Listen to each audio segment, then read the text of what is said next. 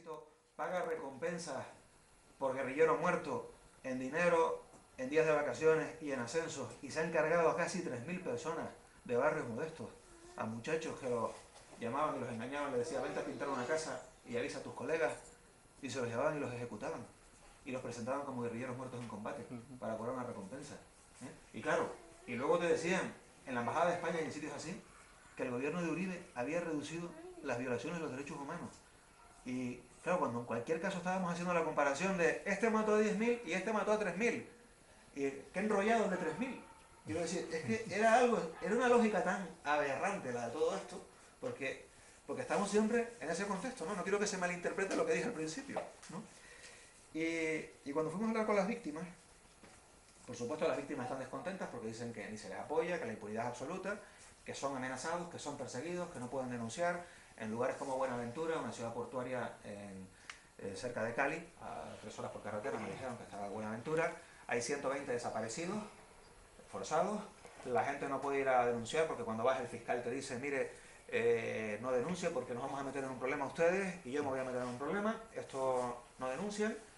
O sea, todas las organizaciones que están documentando las violaciones de derechos humanos le están dejando claro que están documentando una parte, porque hay mucha gente que por el miedo no se atreven a hablar.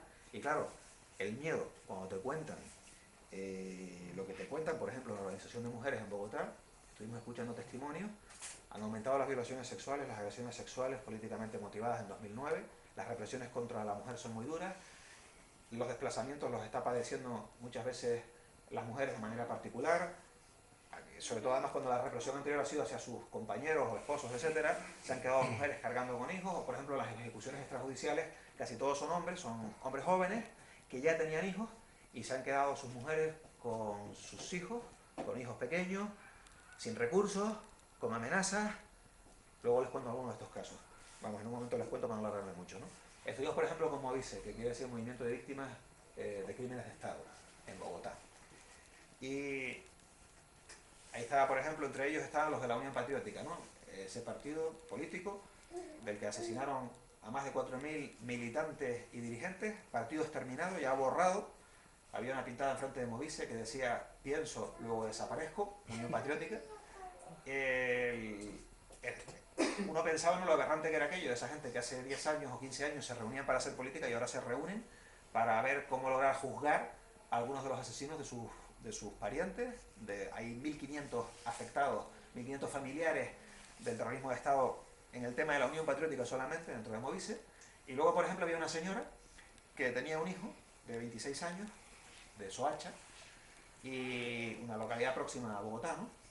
Y entonces su hijo de 26 años fue engañado por el ejército, se lo llevaron para hacer un trabajo o lo que fuera, y lo ejecutaron.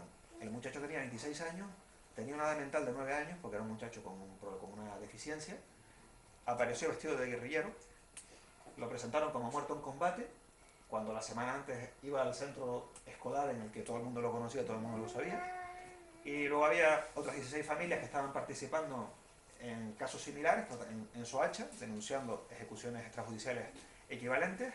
Había el caso de una señora que perdió a un segundo hijo por tratar de averiguar lo que había pasado con el primero, porque otra cosa que están haciendo con las mujeres que reclaman por temas de derechos humanos, más que con los hombres, es atacar a sus familias, amenazar a sus hijos, en algunos casos agredir a sus hijos o a sus hijas. En el caso de las mujeres, la represión tiene una serie de características especiales que nos estuvieron explicando, ¿no? Con el caso de las mujeres. O luego, por ejemplo, había casos pero absolutamente aberrantes. Yo he mezclado dos sitios, ¿no? Fuimos a la reunión con Movice, el Movimiento de Víctimas de Crímenes de Estado. Fuimos también a la reunión con el Movimiento de Mujeres, que fueron unos testimonios absolutamente abrumadores.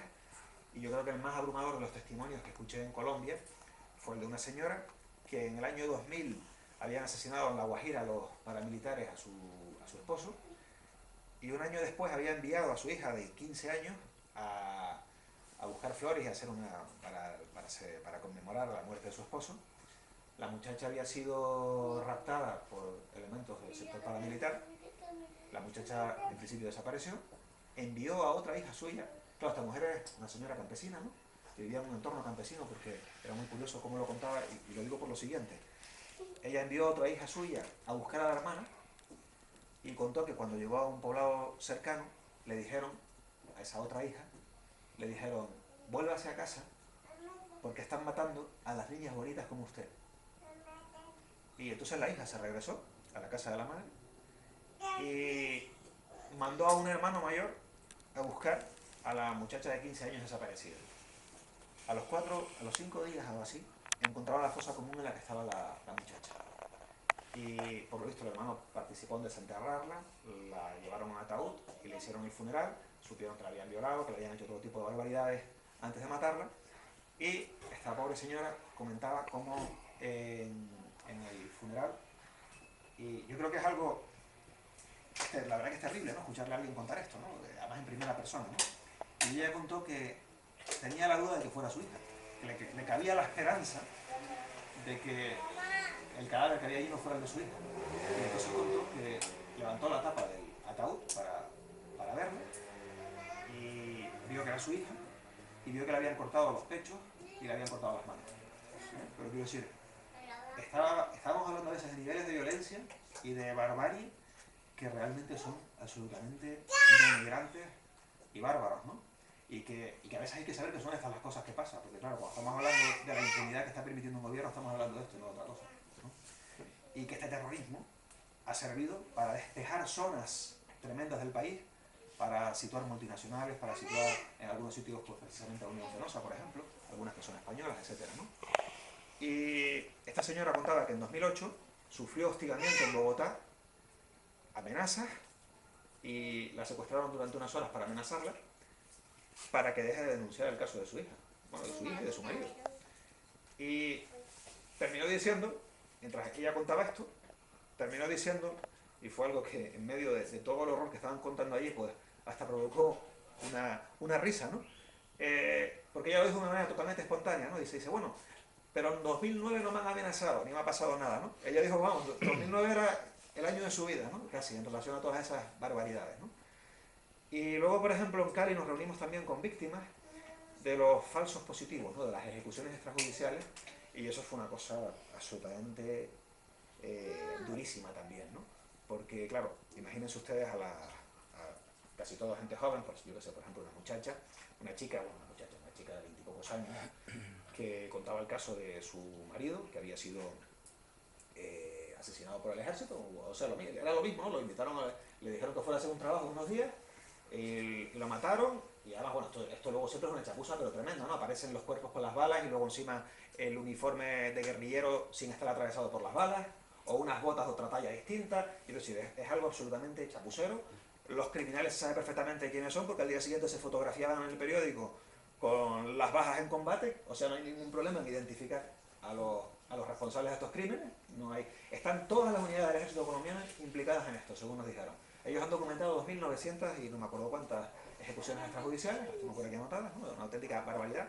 Y por ejemplo, esta chica contaba que ella tenía dos niños, dos niñas pequeñas, y el marido era el que trabajaba, ella se ocupaba en su casa sin trabajar, o sea, con el trabajo doméstico se ocupaba de las crías, ahora se ha quedado sin ese soporte económico, sus hijas se han ido a vivir con la madre a otra localidad de Colombia, no porque la madre viva en otra localidad, sino porque ella está amenazada de muerte por las denuncias y sus hijas están amenazadas por denunciar lo que le pasó a su marido, y entonces ha tenido que sacar a sus hijas de Cali con su madre y se van a vivir a otro sitio, y ella está allí. Y la policía, cuando va a denunciar que la están hostigando, que están por fuera de su casa, que la amenazan, le dice, grábelos en vídeo y tráiganos el vídeo. Y claro, esto es pues eso, para reírse, ¿no? Efectivamente, ¿no? Y solamente una de las personas que estaban allí, porque luego cuando hablas con el gobierno te presume de los programas de protección a denunciantes, ¿no?